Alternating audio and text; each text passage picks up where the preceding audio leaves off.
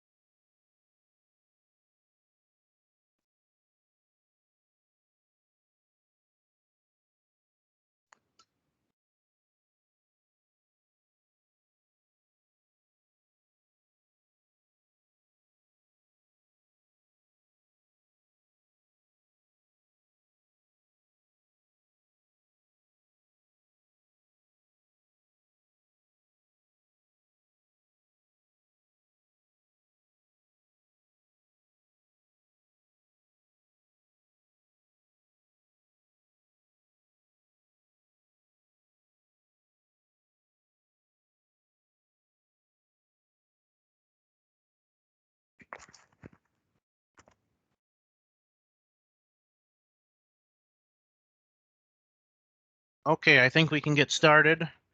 Good morning, everyone. Thanks for joining us for today's outreach session. We will be covering MCM1 and MCM2 today. I will be the main presenter with the PCA. For those that don't know me, my name is Jeremy Sinuski. I'm located in our Brainerd office and have been with the MS4 program about 1 year. I've been with the agency around 9 years, and prior to MS4, I worked in our municipal wastewater and construction stormwater programs.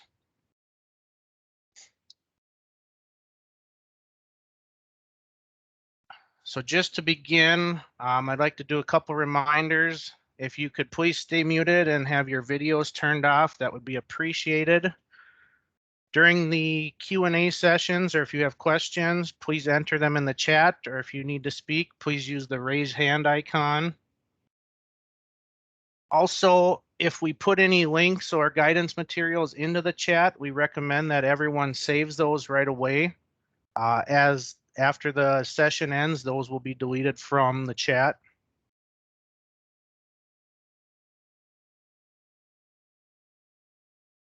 So today's agenda, we will start with a few program updates and a Mentimeter survey that Carly will give everyone. After that, I will do some presentations on both MCM1 and MCM2. After those are complete, then we are lucky enough today to have a couple guest presenters, so everyone's not stuck just listening to me the entire time. Our first guest presenters will be the Regional Stormwater Protection Team, which is John Anderson, Lisa DeGuire, and Karina Heim. And after they are finished, then our next presenter will be Noah Check, and he will be talking about Central Minnesota Water Education Alliance. Following all those, we will do a quick Mentimeter survey, and all the remaining time after that will be open for questions and comments.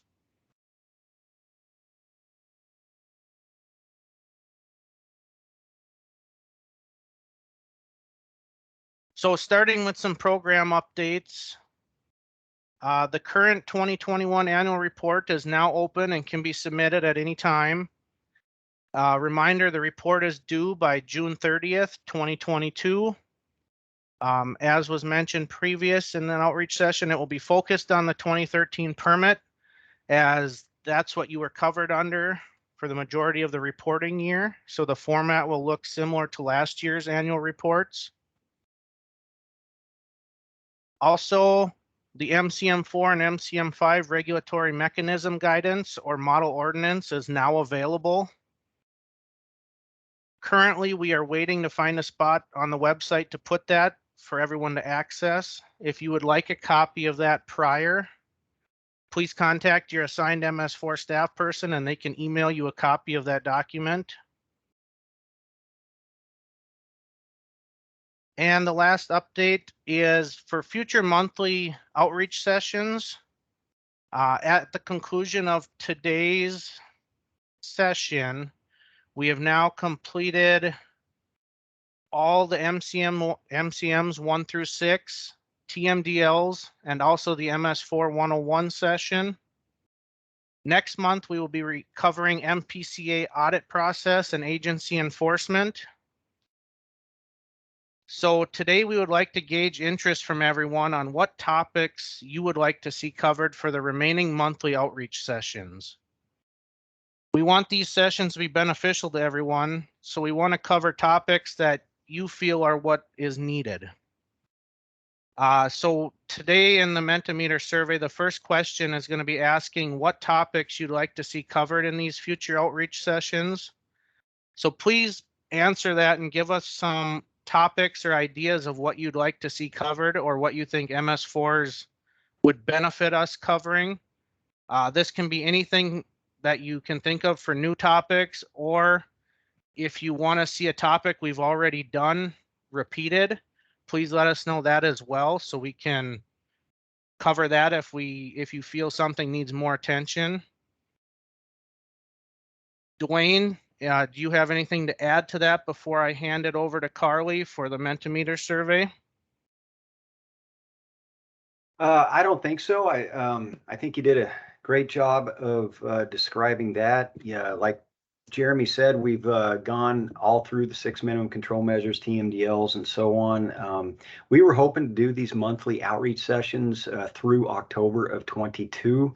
Right now, we have sessions planned through June. So that leaves July, August, September, and October. So for those last 4 or 5 sessions, we'd really like your input. So I'll let Carly move forward or let you move forward with the Mentimeter at this time. Okay, thanks, Dwayne. Carly, whenever you're ready, if you want to go into the Mentimeter survey.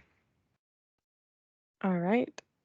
Well, good morning, everybody. I did post the link to access the Mentimeter survey in the chat. It looks like most of you are finding that, and we're just kicking off today's questions with what topics you'd like to see in future outreach sessions.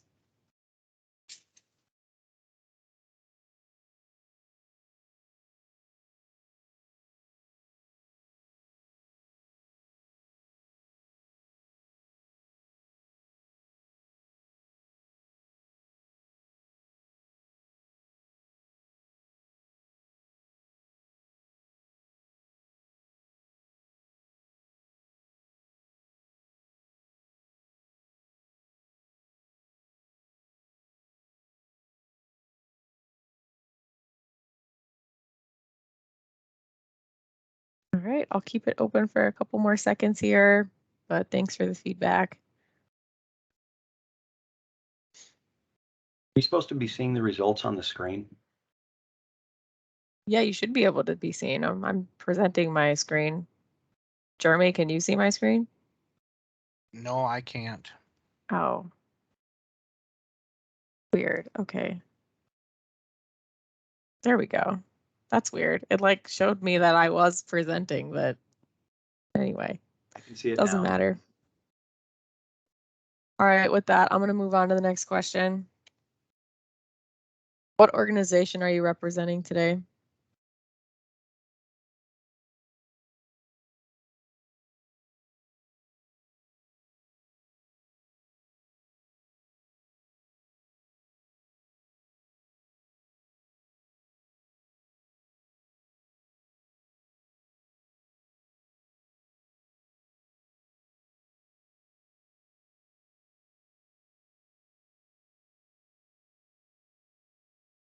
All right, I'll give it a couple more seconds here.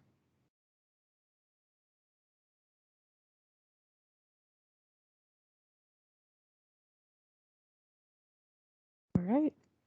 Thanks everybody for answering that one. The next question we got, how long have you been working with the MS4 permit?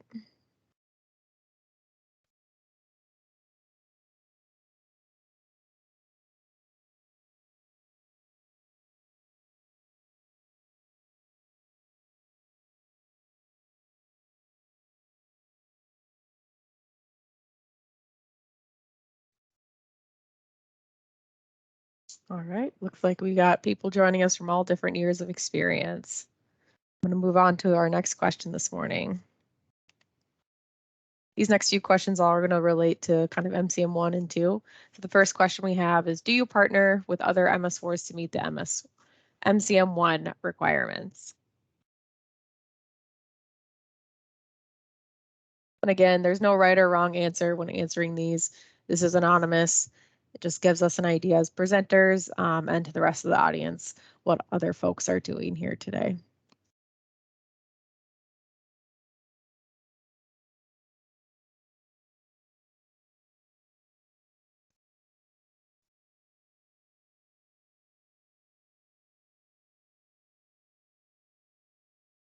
All right, give it another second here. Looks like it's kind of about the same for each yes and no. All right, next question we have, what has been your most successful public education tool? Examples include radio, TV, pamphlets, flyers, billing inserts, meetings, etc. And this is open-ended. So just, based on what you've experienced within your community, what do you feel is the most successful public education tool?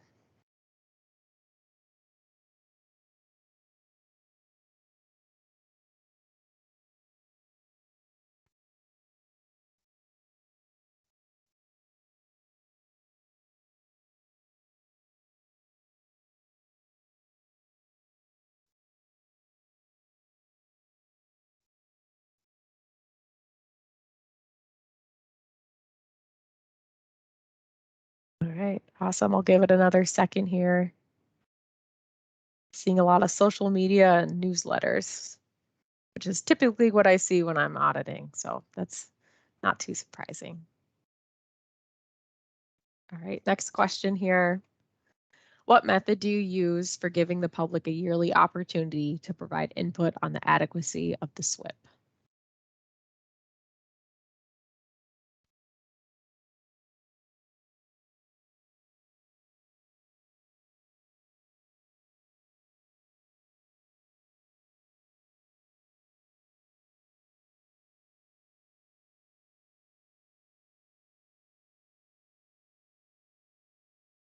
So it's looking like a majority of the folks answering are doing a public meeting, but we still have others doing an online comment period and attending a public event, and then other, which I'm not sure what that is, but I would be interested in finding out what that means for you and your community. All right, I'm going to move on to the next question. What type of public involvement activities are you providing each year? And this can be anything from a rain barrel event, a rain garden workshop, cleanup events, storm drain stenciling, pretty wide open here.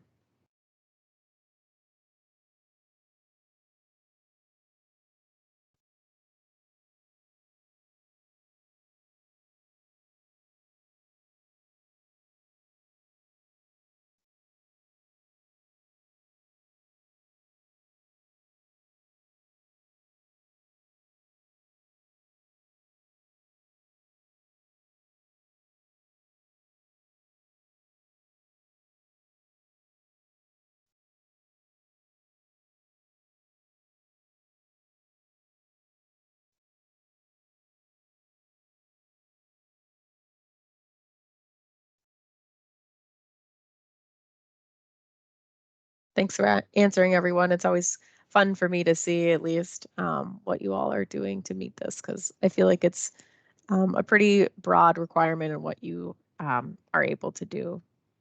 So I'm going to give it another second here, and then I'm going to close out our session of questions for this morning piece.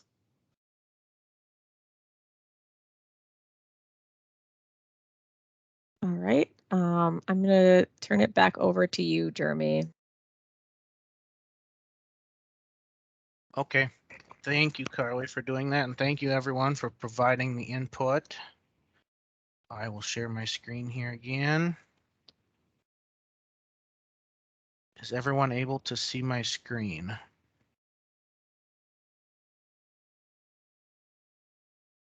Yes. All right, perfect. So we will begin with MCM 1. So the goal of MCM 1 is to develop and implement a public education program and to distribute educational materials or outreach that informs the public of the impacts the stormwater discharges have on water bodies, and also actions citizens, businesses, and other local organizations can take to reduce the discharge of pollutants to your stormwater. So some of the key requirements of MCM 1 include developing and implementing the education and outreach plan, also to distribute that educational material or equivalent type of outreach.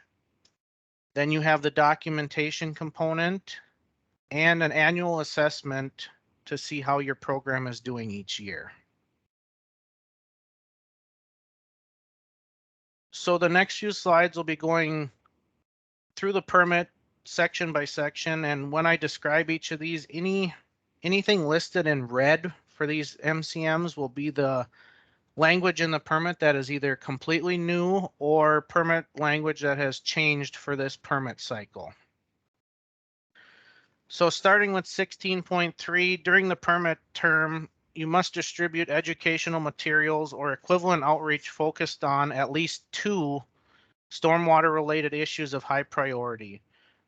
So in this one, the at least 2 is what is new in this permit cycle. So some examples would be TMDL reduction targets, changing business practices, lake improvements, household chemicals, yard waste, and these topics must be different from those described in 16.4 through 16.6.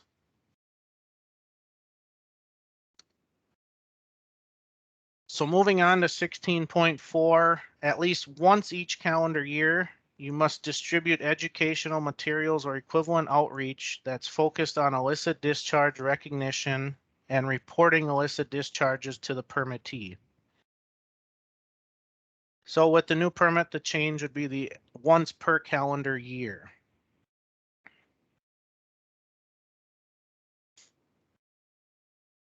.5 of the permit, this one is an entire new section.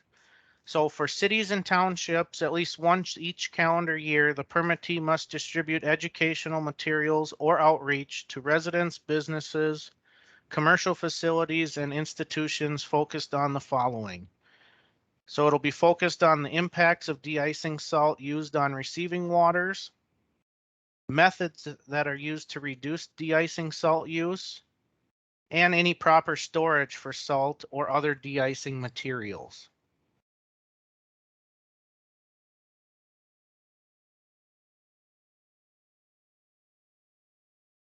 .6 of the permit is also a new requirement for this permit cycle.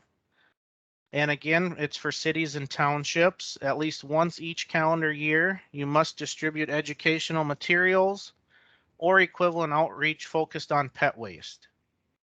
So these must include the information of the following: impacts that pet waste can have on receiving waters, proper management of pet waste, and any existing regulatory mechanism you have for pet wastes.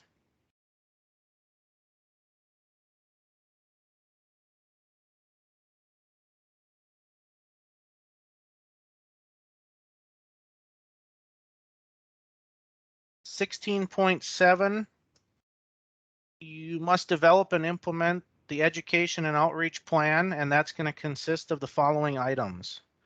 So you need to identify your target audience: residents, businesses, commercial facilities, local organizations.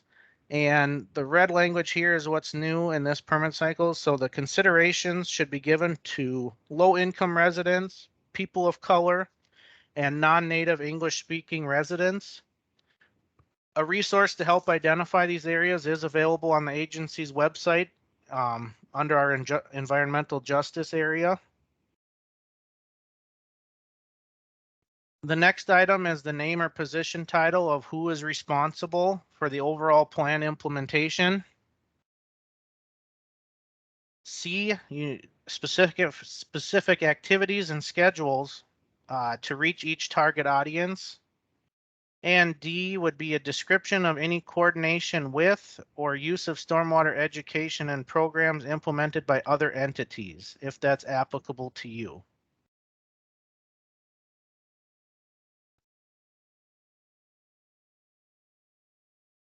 (16.8) You must document the following information. So we'll have a description of all specific stormwater related issues identified by the permittee. Any information required under your education and outreach plan in item 16.7. Activities that are held, including the dates to reach the target audience you have identified. Quantities and descriptions of educational materials that are distributed, including the dates distributed, and another new language addition, the estimated audience. So the number of participants, viewers, readers, listeners, etc. for the completed education and outreach activity.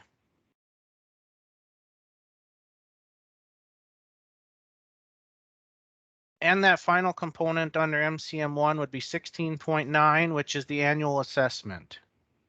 The permittee must conduct an annual assessment of the public education program to evaluate compliance, the status of achieving the measurable requirements, and to determine the program, how it might be improved. Measurable requirements are the activities that are documented or tracked, if applicable, to the MCM. You must perform this annual assessment prior to the completion of the annual report and document any modifications made to the program as a result of this assessment.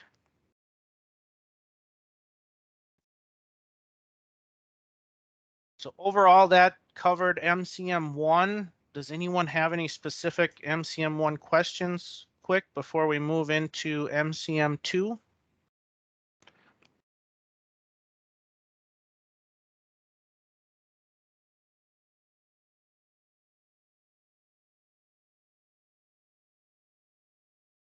All right, I'm not seeing anything, so we can continue on to MCM2. So the MCM2 is public participation and involvement. And the goal of this one is to implement and develop a public participation program to solicit input on the SWIP and involve the public in activities that will improve or protect your water quality. Some of the key components to the MCM2 requirement are developing and implementing that public participation and involvement program, providing an opportunity for the public to give input on the adequacy of the SWIP, giving access to the SWIP, annual reports, and other documentation to the public, public involvement activity, the documentation component, and again, that annual assessment component.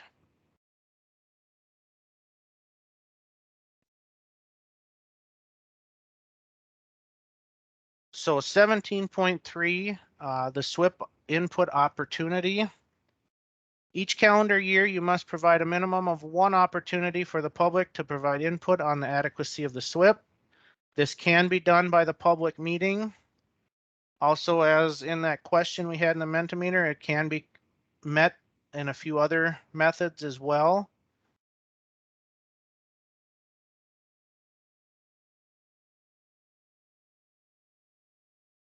(17.4) is the access to documents.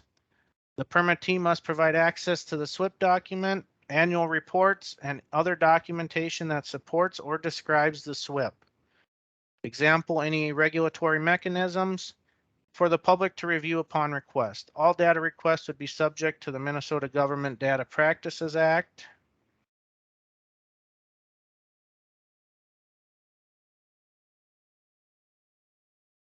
(17.5) The permittee must consider both oral and written input regarding the SWIP submitted by the public.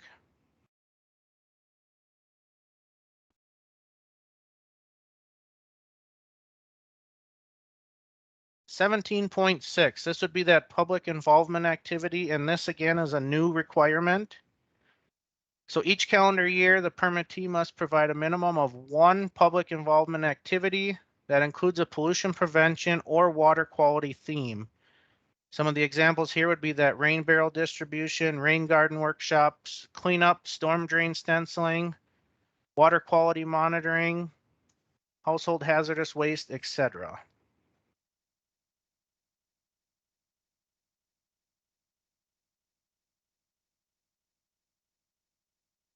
The next section here would be 17.7, and now we'll be getting into the documentation component. The permittee must document the following information: any relevant written input submitted by persons regarding your SWIP, all responses from the permittee to written input received regarding your SWIP, including any modifications that you make to the SWIP as a result of that input. The dates, locations, and estimated number of participants at any events held for the purposes of compliance with this MCM. Notices provided to the public of any events that you'll have scheduled to meet 17.3, including the electronic correspondence. And section E here, which is a new one, the dates, locations, and description of activities. Also, the estimated number of participants at any events held for the purpose of compliance with that 17.6 item.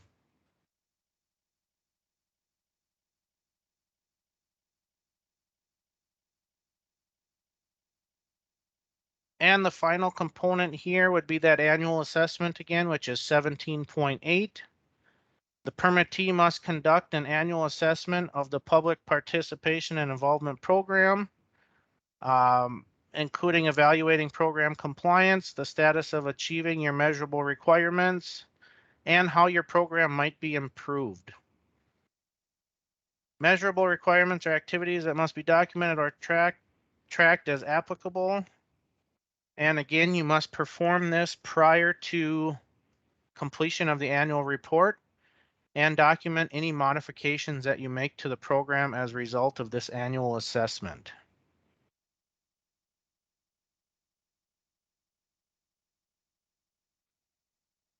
So that concludes the overview of permit requirements and the language or added changes to those permit requirements.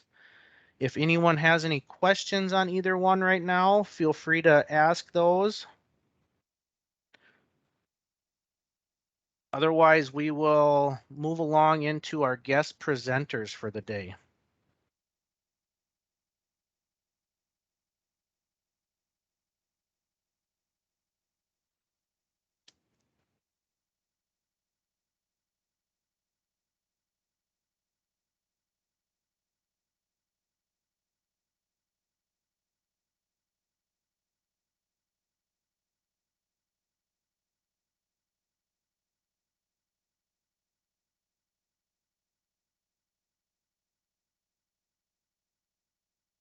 All right, before I hand it over to the guest presenters, I do want to mention next month's outreach session.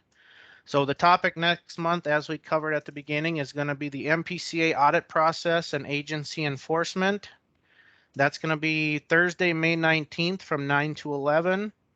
And the MPCA presenter for that's going to be Brian Green, who is our compliance coordinator for both the MS4 program and our construction stormwater program.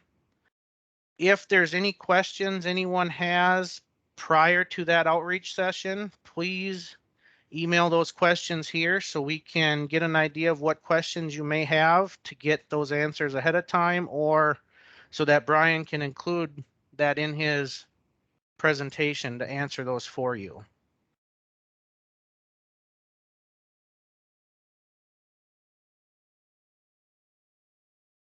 Carly or Anna, did I miss any questions in the chat before I move on?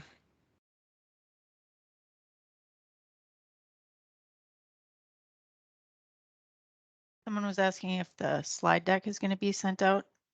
Was that going to be posted on the wiki after? Cole, have we been posting all the PowerPoints on the wiki after?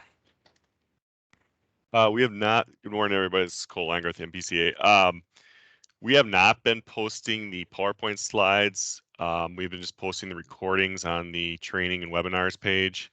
But I would say, if it's okay with you, Jeremy, if they want a copy, to just reach out to you directly, and you can follow up with them and send them an email with the slides.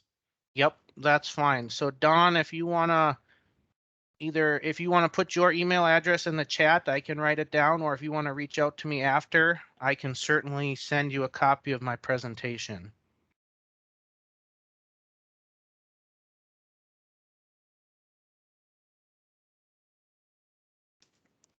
All right, so moving on. Our first presenters of the day will be John Anderson, Lisa DeGuire, and Karina Heim, and they are from the Regional Stormwater Protection Team. So they will be telling us all about what they do and what their team does. So John, if you're on, I will stop sharing and let you share your screen. And if you want to also remember to hit that share audio button, I know you have some videos, then feel free to do your introductions and take over whenever you are all ready.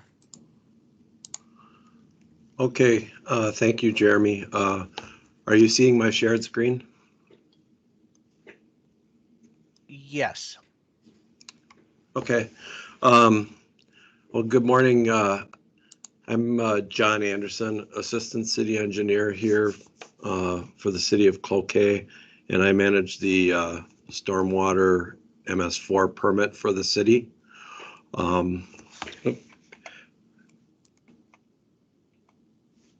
And also with me this morning is Lisa DeGuire from the City of Superior and Karina Heim with Lake Superior Reserve. And our agenda, we have a few things we're going to talk about. The Regional Stormwater Protection Team is a group in the Twin Ports area, and we'll talk about the mission, history, members, and funding of that group. I'll cover that. And then Lisa will talk about some of the public surveys that we've done. Karina will speak about the media team, and then I'll wrap up with some public involvement and outreach topics. So the mission of RSPT when it was formed was put together in this statement, the mission statement. RSPT's mission is to protect and enhance the region's shared water resources through stormwater pollution prevention by providing coordinated education programs and technical assistance. Team members are committed to preventing and resolving issues of mutual concern for environmental protection on a regional watershed scale. It's kind of just an overview of the group's mission. We were formed in 2003 when many cities in the area became MS4s and needed to develop education and outreach program. We're put together based on a memorandum of understanding, and that kind of talks about how the group is formed and structured. There's two types of members. One type is the MS4, the voting members that pay dues, and one type is the MS4 non-MS4 non-voting. And you'll see we're kind of balanced between MS4 and non-MS4 members. We have about 15 communities in the area that are MS4s that participate in the group, and there's 12 non-MS4 that are members of the group as well. The funding for our group, those MS4 cities pay dues kind of based on size and population, and we generate around $15,000 in revenue each year. We also periodically apply for grants for special projects, and some of our members have Green Corps members that will participate in the group from time to time. One of the major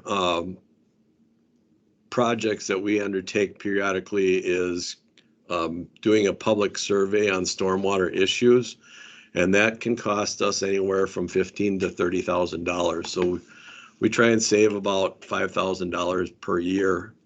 So every 5 years we can do those public surveys, which is kind of a unique thing that we have the kind of capital to be able to undertake that.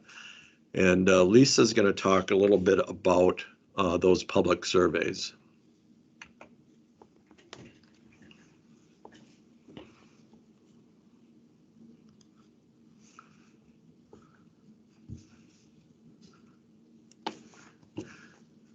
Lisa, are you?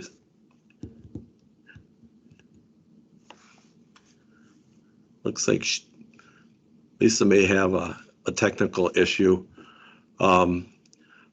I'll just give you a little overview on the public survey portion. It's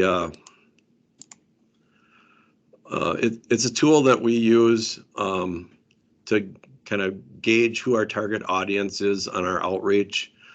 We've conducted public surveys over, as I said, every 5 years. So we've done this effort 3 times in the last 15 years. They include phone surveys, and most recently, the survey has also had an online survey, and a really interesting part has been the focus groups, which kind of got people, brought them into be interviewed and talk in depth about some stormwater issues. Hey John, can you hear me? Yep. Hey, so sorry. My screen froze. Okay. Right when I needed to come in. So mind if I jump in? No, feel free. Introduce myself. Fabulous. Sorry about that, guys. So my name is Lisa DeGeer, and I am the Water Resources Coordinator with the City of Superior Environmental Services. So we are one of the MS4s and represent the Wisconsin side for RSPT. And I am also the new vice chair for the team. So I'm not sure. I think, did you cover most of the first slide of Yep. the past surveys? Fabulous.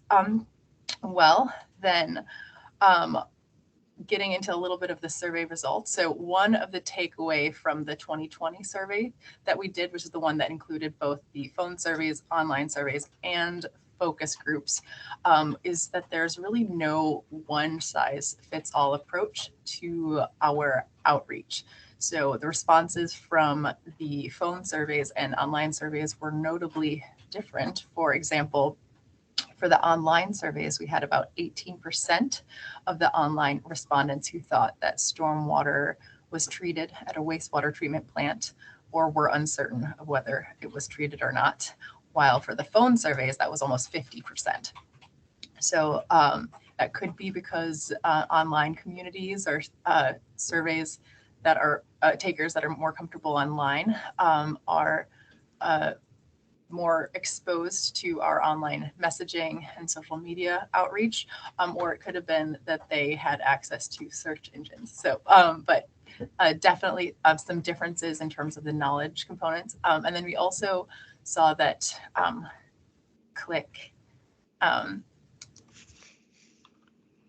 when it came to the question that asked about the most effective ways that people want to have water quality information conveyed to them, we found that online survey takers preferred, unsurprisingly, online methods like email, social media, Facebook, whereas, if you want to go back one, whereas phone respondents seem to prefer physical mail, followed by email, TV, social media, and phone. So really a key takeaway here is the reminder that in order to reach the largest audience, we need to practice a variety of different approaches to make sure that everyone is aware of stormwater issues.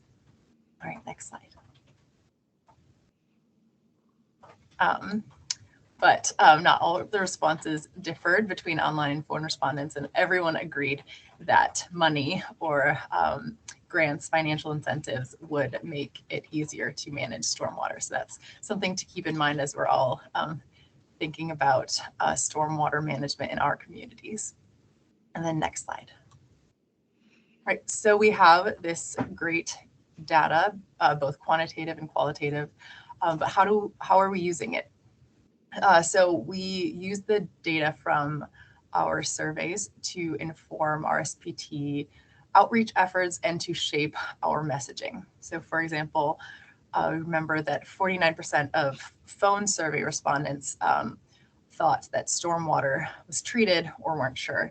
So here is an example of messaging that was designed to help target this knowledge gap. So this screenshot is a final message of one of our PSAs called The Longest Yard, about how our yards are a direct connection to our local waterways. And then for the focus group discussions, about water quality issues, that really enabled us to gather more information on the qualitative side of things and gain an understanding about the reasons behind people's knowledge, attitudes, and practices.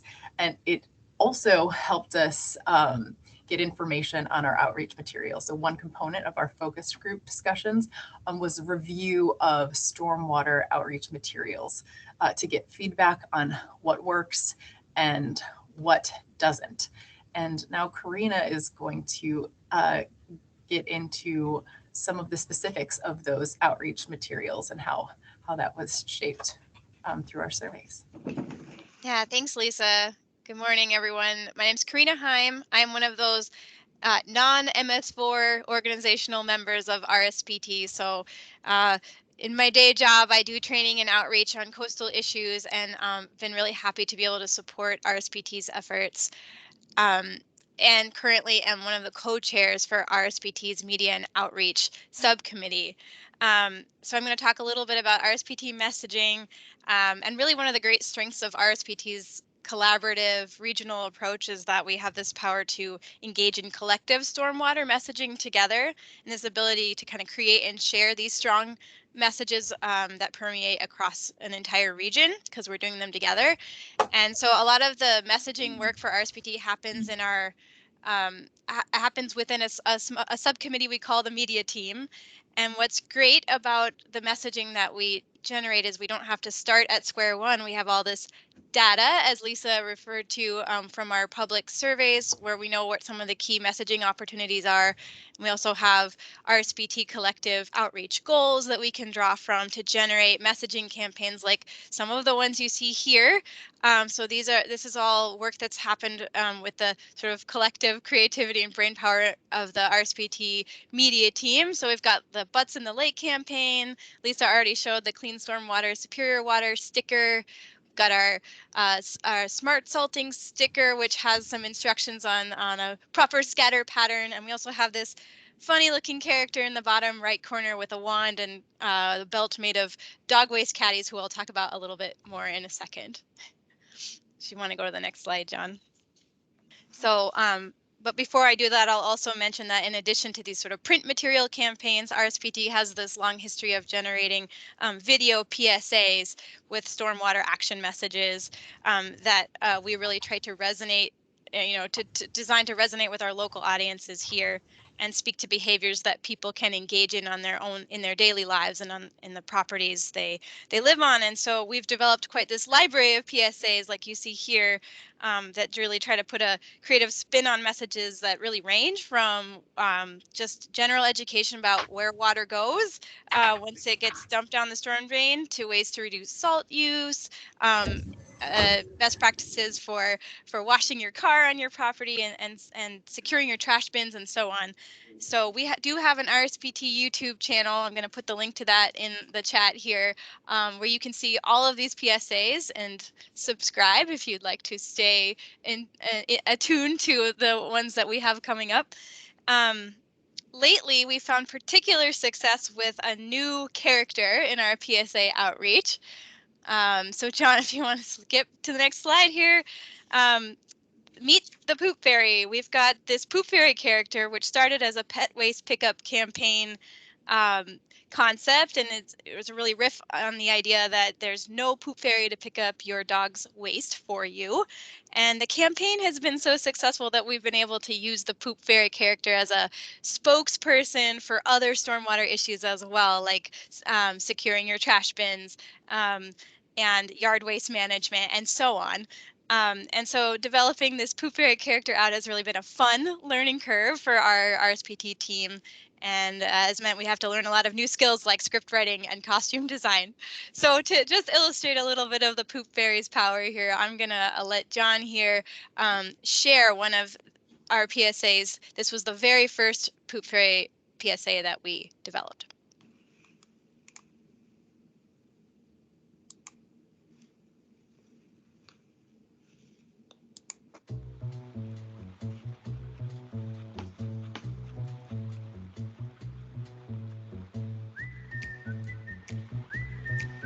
Dude, you gonna pick that up?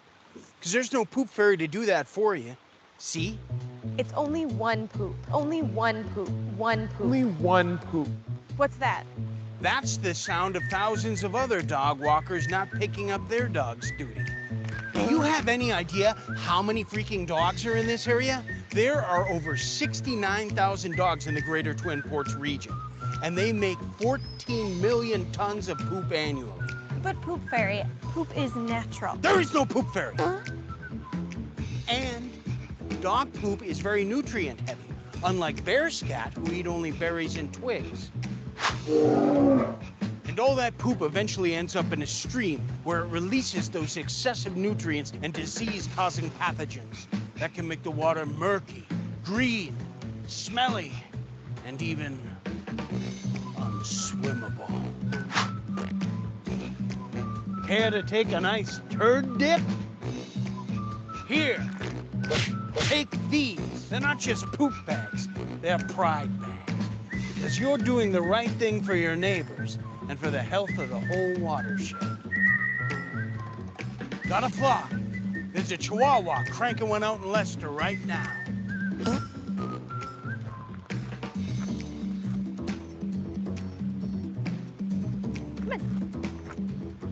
There is no Poop Fairy.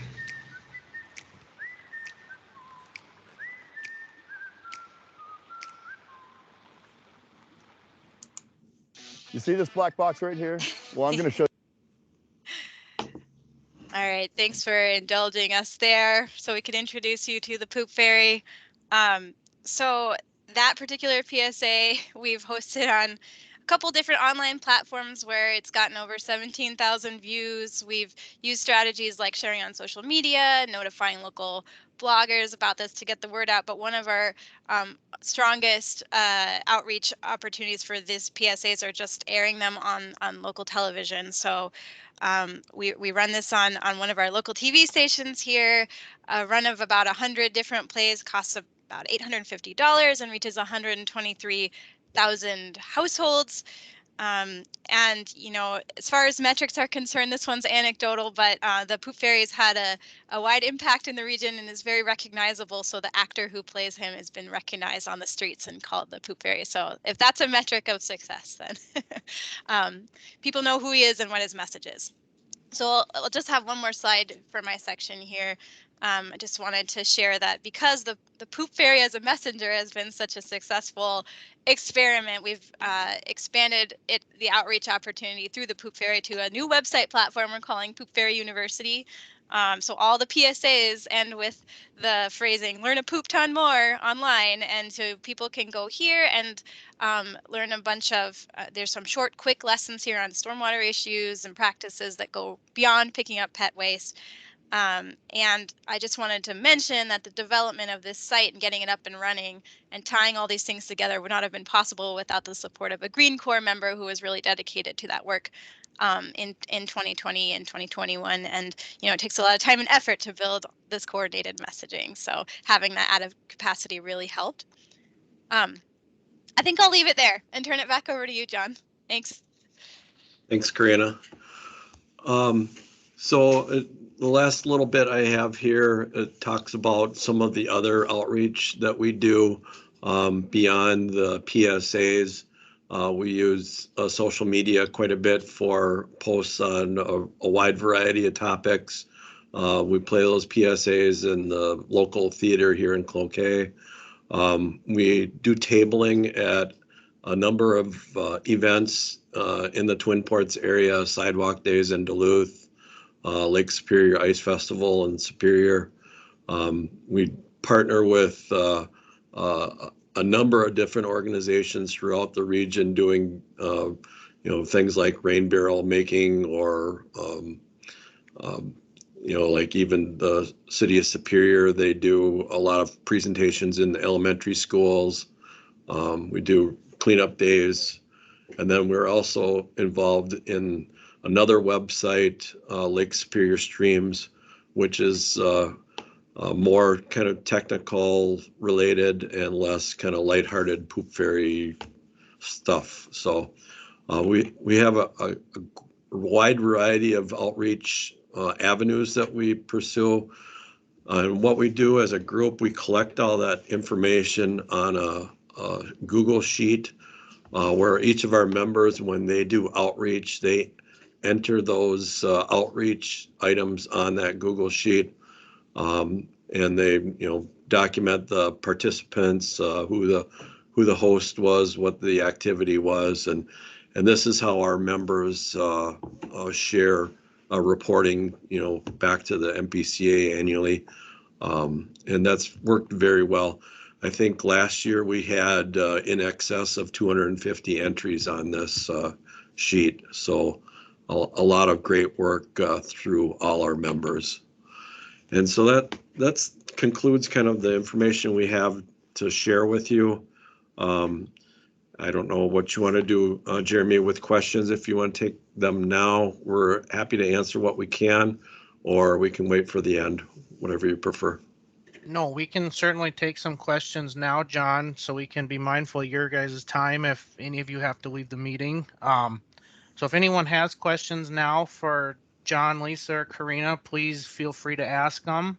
I seen there were a couple in the chat.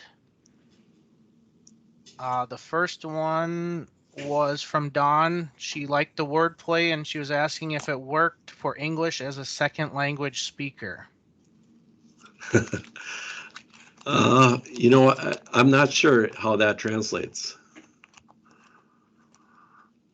And then I think there was another one about the cost, which Karina answered in the chat.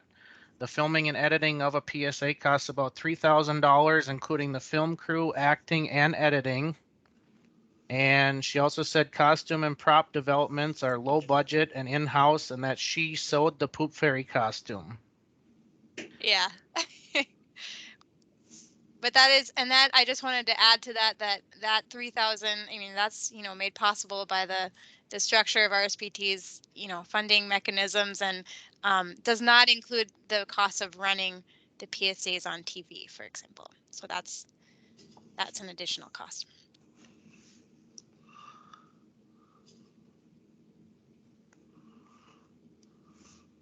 And then let's see.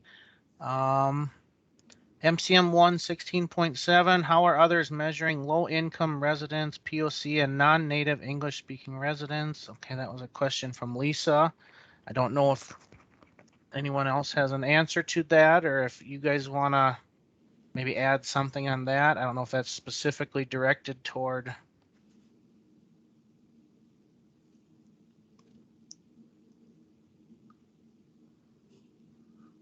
And then Sadie is wondering, have you worked with any researchers or consultants on community-based social marketing to develop your outreach?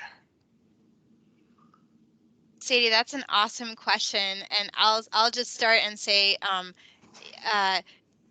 not not directly like to craft the sort of campaigns. We have been fortunate to have some members of RSPT who have some expertise some very strong expertise in communications and have experience running outreach campaigns, who have informally brought their expertise into our group to kind of inform at least how to get something like this out in the world and help us write an effective script and those sorts of things. And so we've benefited from that, but I don't know, John or Lisa, if you have anything you want to add, or John, if your history with RSPT is longer than mine. So yeah, I don't think we've actually contracted the services of anyone. I think we've always drawn on the shared talents of our members to try and solve these things as they come up. And that's one of the benefits of having a larger group like this. We have a real diverse group of people that contribute. So there's talents that we can draw on from different members. I see one of the questions in the chat talks about use of the poop ferry and other organizations. We actually have had a number of requests to reuse our PSA material, and we've kind of developed a process by which we share that and allow others to use it. And basically, what we ask is that somehow RSPT gets recognized in the final product, and that those groups share with us the final product before it's released, and that they share some kind of circulation information back with us and on how it's being used and how many people they're being reached with that rebranded material that's used by other groups. And if folks were interested in that and wanted to reach out to any of us, we can help facilitate that sort of. We can get that information to you about what sort of our low-level expectations are for use of these materials. Because I saw someone asking about that in the chat too. And I'll just note the Poop Ferry University site is live. Someone had asked about that, and I put that in the chat. So.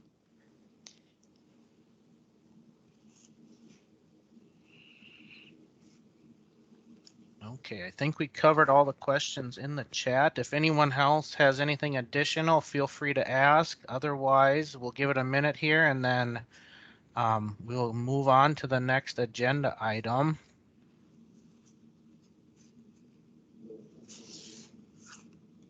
And before moving on, I just want to thank John, Lisa, and Karina for taking the time today to join us and share all the work they're doing with everyone.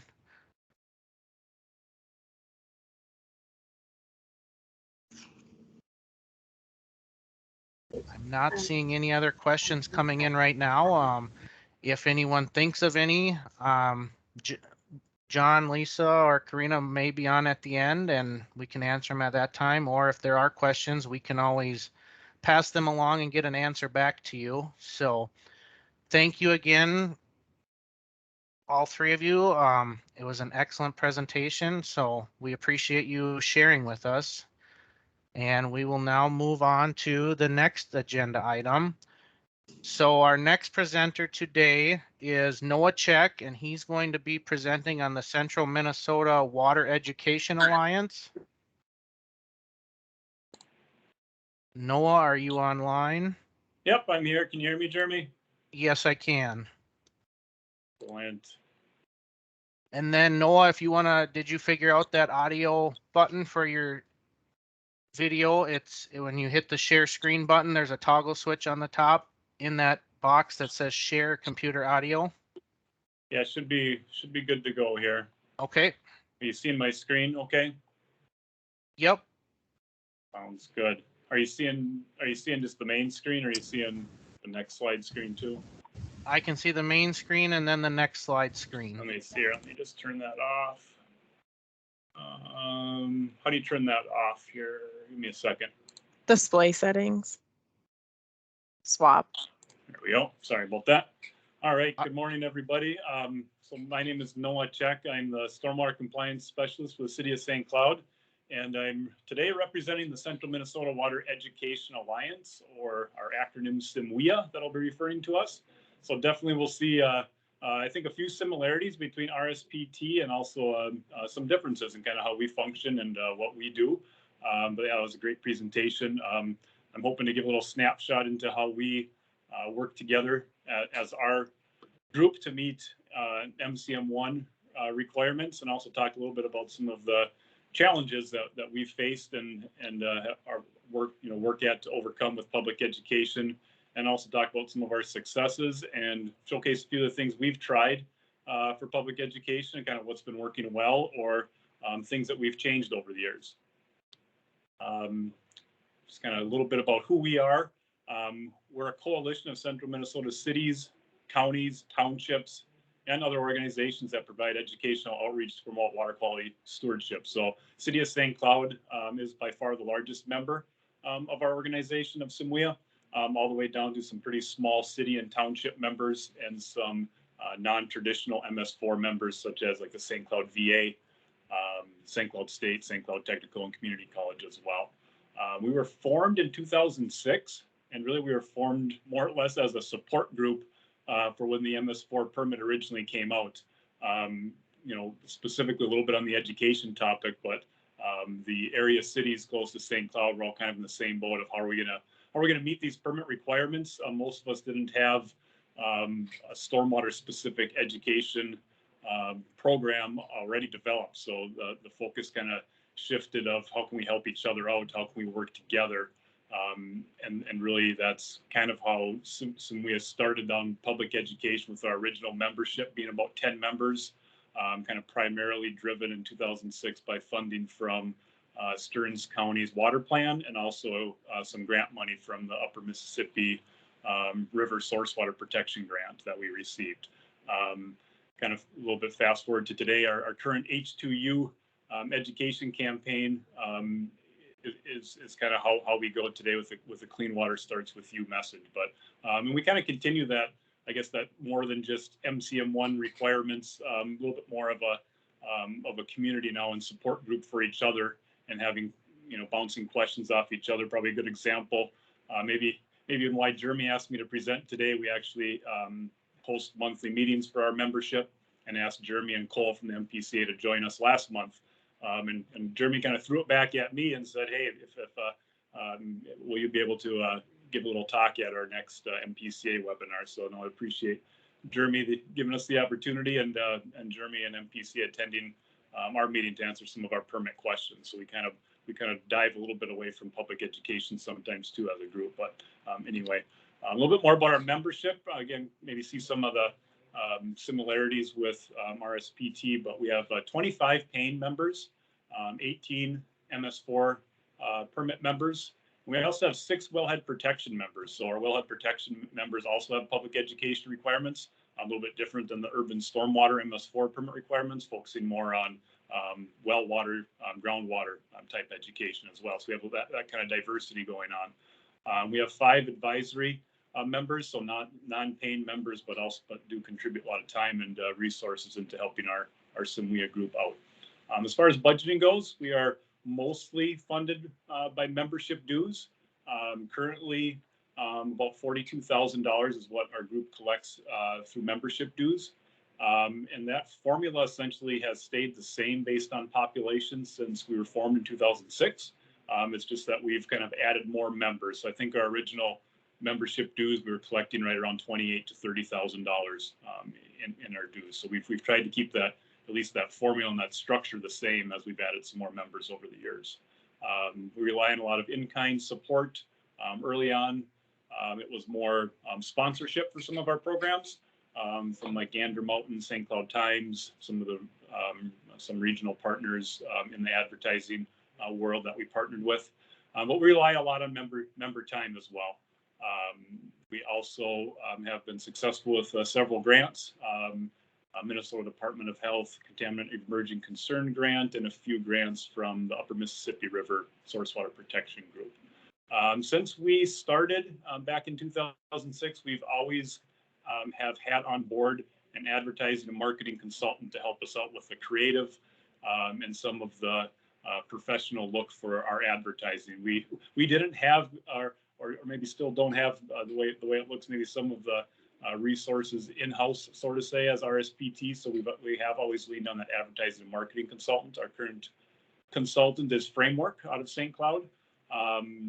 And we get a lot of in-kind support from our advertising and marketing consultant as well. They donate quite a bit of their time to our program free of charge to help develop some of our creative programming and advertising. So that's a little bit about kind of how our budgeting and funding is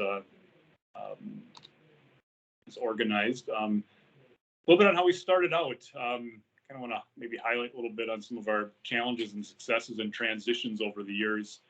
We started out really for the first 7 years or so through pretty much primarily traditional media type education. We would develop a top 10 kind of tip list, whether it was, pick up pet waste, clean, removing grass clippings from streets, where to dispose of unused pharmaceuticals. We would get into kind of some of the groundwater and drinking water world of things too with some of our education.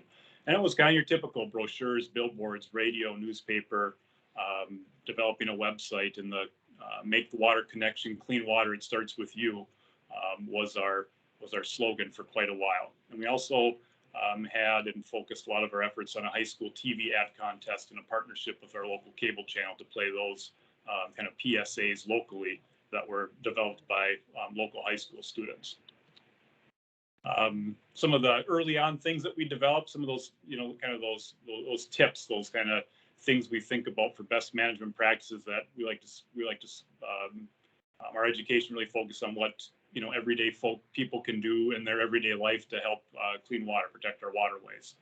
So really we're focused on just kind of getting a lot of information out. It seemed like our early on focus was trying to just get some recognition for just that, yes, your sanitary sewer pipes are different than stormwater pipes, and why it's important to kind of make that water connection and why these tips are important. So we threw out a lot of different advertisements, posters that would turn into newspaper ads, into billboard ads was kind of our early on education.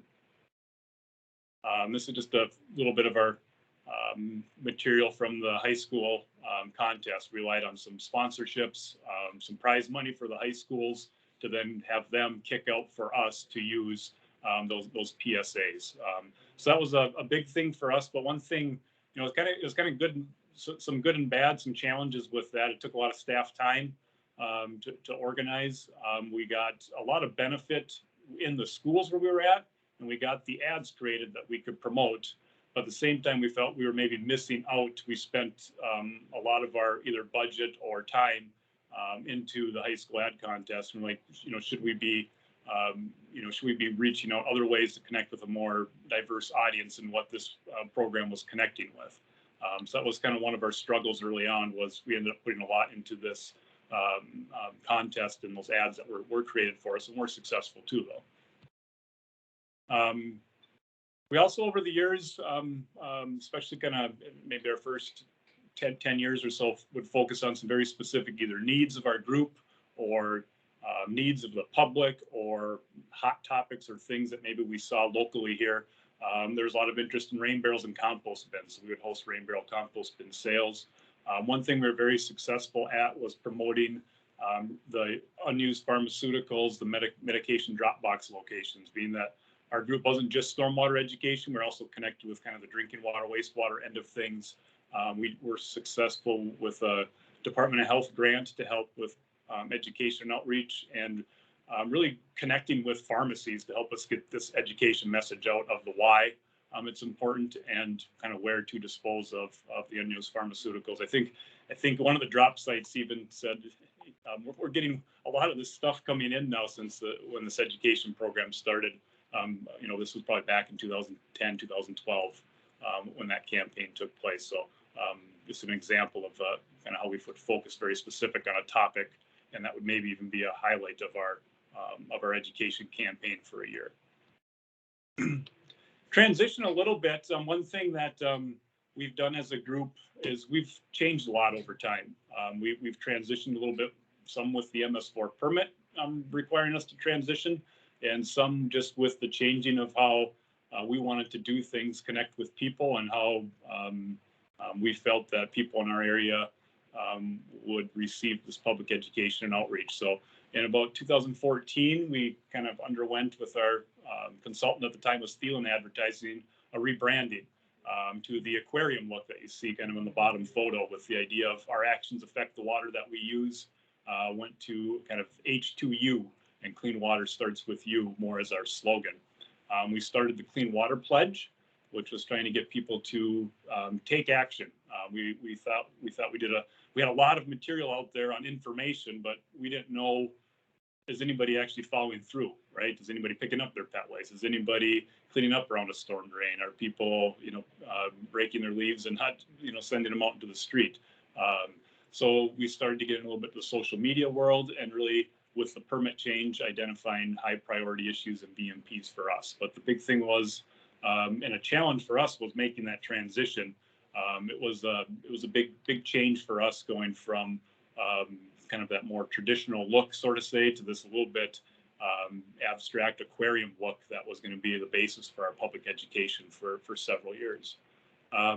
With that came kind of a change in our website at the time too, with the aquarium look and the focus of practices for people in your house, yard, car, and pets.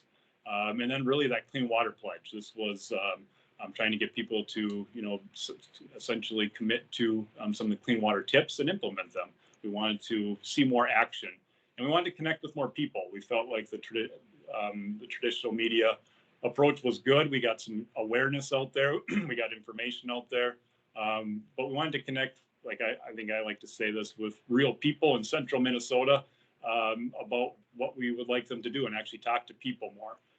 We have so many events in central Minnesota. We took the aquarium kind of look and feel kind of from the direction of our consultant, and created and ran with the aquarium photo booth for several years. This was a little bit of a challenge for our group, because it was, what the heck is this? What are we looking at? Why is there a half dog, half fish? How's this going to work? How are we going to staff the booth? So one challenge for us is we don't have a paid staff that's operating our program day to day. We're a lot like RSPT, right? Where our members are implementing our programs. So the aquarium photo booth had to get to events that had to be staffed. We had to get out there and make sure we were making it worthwhile. So we put quite an investment into the aquarium photo booth idea, and it was extremely successful, because a couple thousand people each year we would connect with directly at events. It was one of those things that was unique enough where nobody really likes to walk up to your tabletop display with posters and talk stormwater, but the aquarium photo booth would draw interest, mostly of some of the kids, but also adults, and ask you, what the heck is this? And that's where we got maybe 30 seconds to a minute with people while we're taking their fun picture in the photo booth to talk stormwater education and have something to hand to them and talk to them about with their photo and some of the clean water tips that we're promoting, and just chat with people, connect more directly with people. We also kind of at that transition time too went into social media, tried to tap into some of the local celebrities to promote our tips and connect us with our recently launched Facebook page back in like 2014, to try and bring some of their following to us on the clean water end of things. So it was a way to drive some followers our way to our website, but mainly to our social media. So utilizing their kind of power and influence and promoting the social media following that local celebrities had, and tie it to our clean water tips. Kind of one more transition. I'm just going to give a little bit of the history on how we transitioned, but show some examples hopefully. Back in about 2017 or so we're about 4 or 5 years in to kind of where we're at today with kind of our look. We transitioned one more time. We did kind of go a little bit away from and slowly out of the aquarium look and the aquarium photo booth look. That worked extremely well for us, but we started partnering with Framework, our advertising and marketing consultant. They really advised us for a little more consistency with our look, with our theme, with our messaging. We had a lot of material that members were using and that our group as a whole was promoting for us. So now we're kind of and that help keep our water drinkable, fishable, swimmable is kind of our look and theme right now. We did keep around the photo booth for a while, and with that introduced in for a couple years Clean Water Bingo. And that was really fun and paid off really well for us, where people could play bingo with the clean water tips that we were promoting, and kind of prove to us that they were implementing them. We had some prizes for folks to win. This is something when we kept the photo booth. This would be probably for about 2 to 3 years with the photo booth. We would put the photo right on the bingo game and hand these out to people to really promote that action. We really wanted to see not just our information out there, but people taking action on our with our education messaging. So this was a very successful program, along with our Clean Water Pledge, which was pretty simple. Our Clean Water Pledge, it was us trying to get people to commit to our clean water tips and really collecting their email addresses for future email marketing and more how do we get our public education out there to folks. So you can kind of see, and no surprise, from 2014 through 2018, we really pushed the Clean Water Pledge as one of our primary advertising and marketing tools. And you can see how it's just naturally leveled off as we haven't been promoting it. So it's kind of two ends of things. You see we have 631 people that have signed up for our pledge, which means we're kind of directly connected to them through Facebook and email for more of our education tips that we send out monthly now. I think it's a great number. They're all local people. They're all people in our area. We're still slowly growing that, but it's not something we do focus on now. So we definitely have transitioned a lot as a group and how we focus our messaging. Just a quick look at our website today. This is a kind of our current website look. It's our kind of our third iteration, kind of with SIMWE and how we do things. We've dedicated a page to smart salting to coincide with the MS4 permit requirements, and we also have a partner login page where we have lots of materials. The way SIMWE is kind of organized is our membership dues pay for kind of our base education programming. It pays for development of some of the materials, but really getting the materials out regionally. But then we do rely on our members on their own to take that Facebook ad and push it out locally, to take that newsletter ad that we create as a group and push that out into your local newsletter. So we try and not only do paid advertising through our group as a whole, but then give lots of tools and resources and materials for our members to use through their very specific kind of local ways, and that fit with their newsletters, their websites, their social media pages. Just a little bit on kind of the implementation plan part of it, to kind of not only just for us as a group, but for the MS4 requirements. We do have a specific implementation plan that identifies our target audience. You can kind of see our area of central Minnesota, and we also have just recently added on the last year and a half or so Wilmer to our group. One thing that we wanted to do with our kind of our last little transition from that aquarium look to more that drinkable, fishable, swimmable, and a lot more social media advertising is to not be limited so much to our own region, but yet have tools that can be regional, but we can maybe even expand our group a little bit larger for folks that are interested. And I think that was beneficial for Wilmer joining, but identifying that target audience to help us with our goals and also meet the MS4 permit requirements. Not going to talk much about our goals here, but I think the slides will probably sounds like be available. But we do, of course, set goals, and these have changed some. But really, meeting our primary is to assist our members meeting that MS4 public education and outreach requirements is our primary goal of our group. In the last couple of years, a big change for us as we transitioned out of events, which ended up being pretty good timing with how COVID affected events. We really backed off the amount of events that we attend as a group, as what kind of SIMWE structure supports. And it's been a lot of social media advertising, paid advertising through Facebook, YouTube, Google advertising, and some email marketing as our primary. Some of like our documentation metrics in our annual report, just to give a little snapshot on what like our Facebook paid advertisement numbers look like, kind of on the right-hand side here, showing the impressions and clicks that we get with some of our ads. They're also kind of at the same time, our paid advertising can turn right into easy advertising for our members to push out on their local Facebook pages. That's kind of one example. I'll play a short YouTube video of one of our paid YouTube advertisements here. there's no sound on this one actually, so.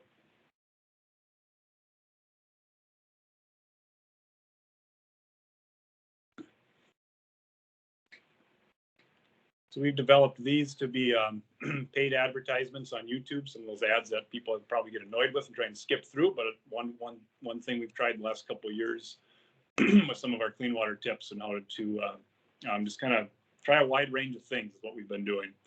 Kind of one last little look here into some of our ads, some of the things we're doing. We definitely have tried in the last year making sure our wellhead protection members are well represented with our materials and partnering with those members to develop information on well water, more your rural areas of our membership.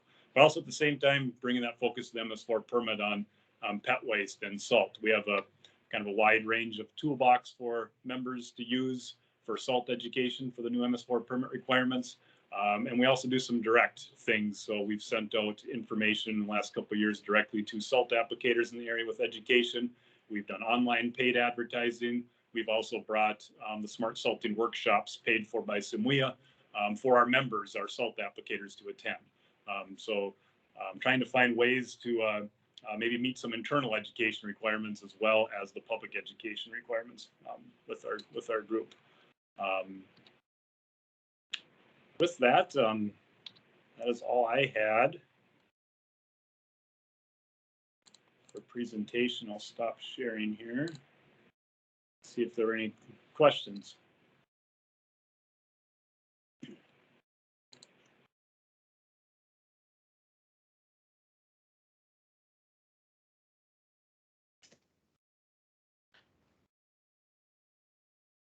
All right. Any questions on our group or what we do?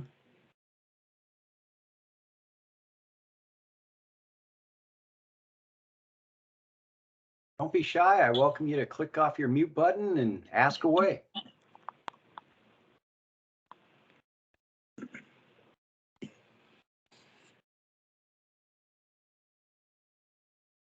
Well, thanks. If there's ever any questions about our group or materials or kind of how we kind of function or some of the struggles that we have and successes, feel free to reach out. I can certainly share materials with folks or how to become a member if anybody's interested in wanting to join.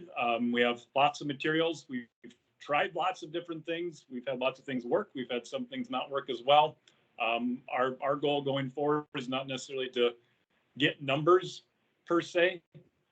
We're really focused on trying to action with people, connecting with people, trying to really get folks to understand why some of our tips are important to actually implement. So that's been really our transition and kind of the last change, sort of say, of us. And we'll be changing our look and feel again, I'm sure, and really leaning on the direction of our advertising and marketing consultant to kind of guide us a little bit with what's working well, kind of from their professional end of things for this type of education. So thank you.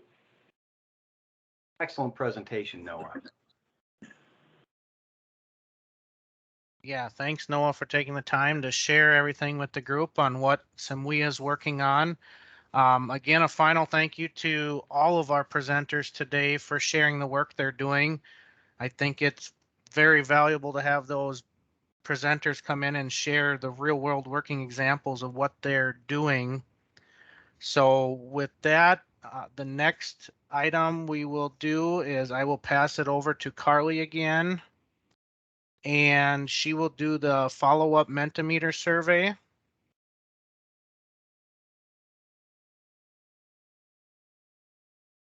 Thanks, Jeremy. I'm posting the link to the Mentimeter in the chat in case you don't have it up still. Hopefully, looks like my screen is sharing this time. So the last few questions we have here, just kind of follow-up of today. So the first one we have, what guidance or materials would you suggest be developed and made available by the MPCA related to today's topic?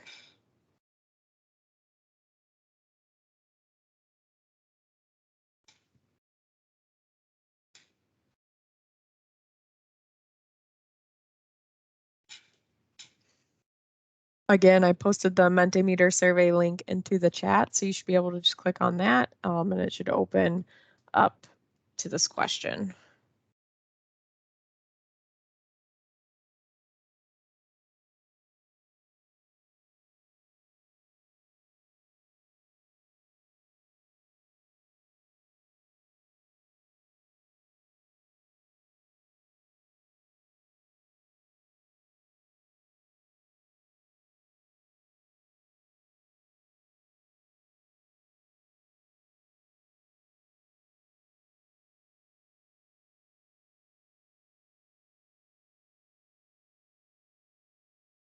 All right, I'll give it another second here. It looks like folks are finding it.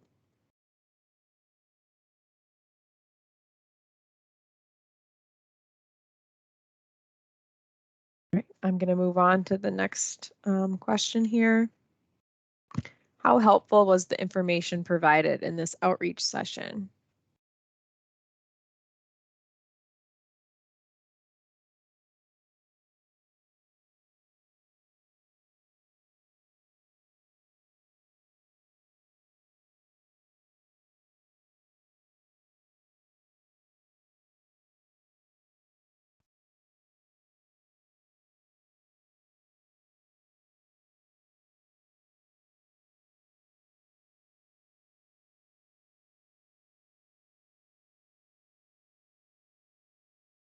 All right, I'm going to give it another second here. And I also see that Nick posted a link to our MS4 toolkit in the chat, and that has various resources to help meet these permit requirements for MCM1. And I think there's some MCM2 stuff in there too. So I would definitely take a look at that if you're looking on what materials to implement in regards to educational materials. Great. Last question we have here today is how can the MPCA improve future outreach sessions?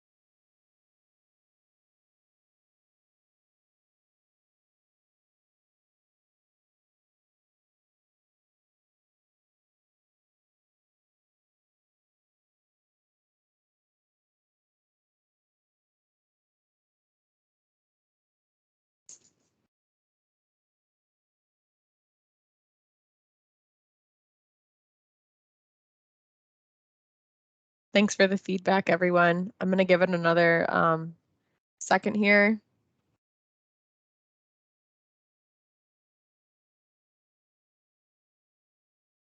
Great.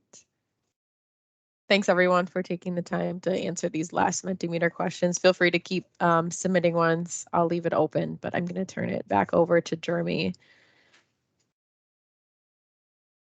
All right, thank you, Carly.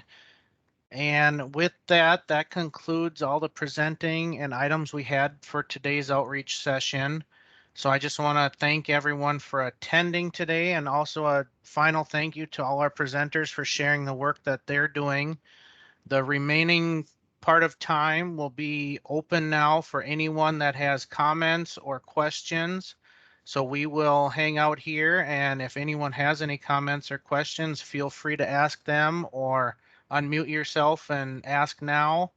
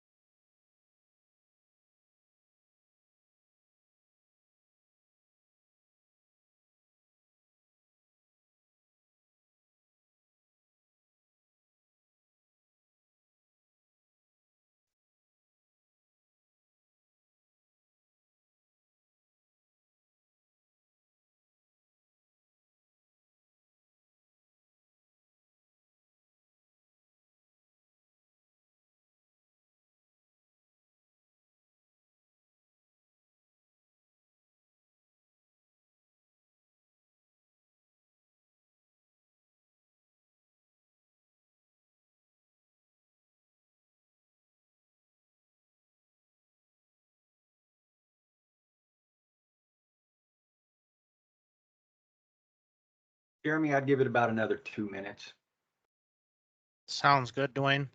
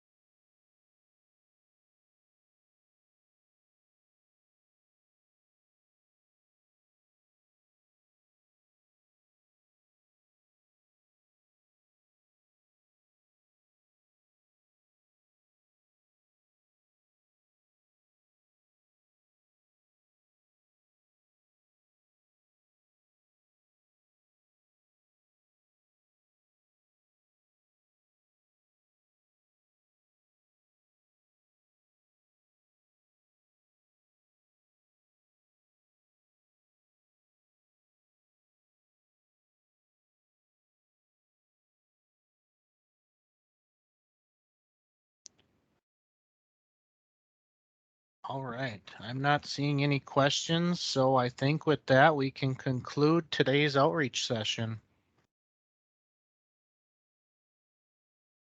Thank you, Jeremy.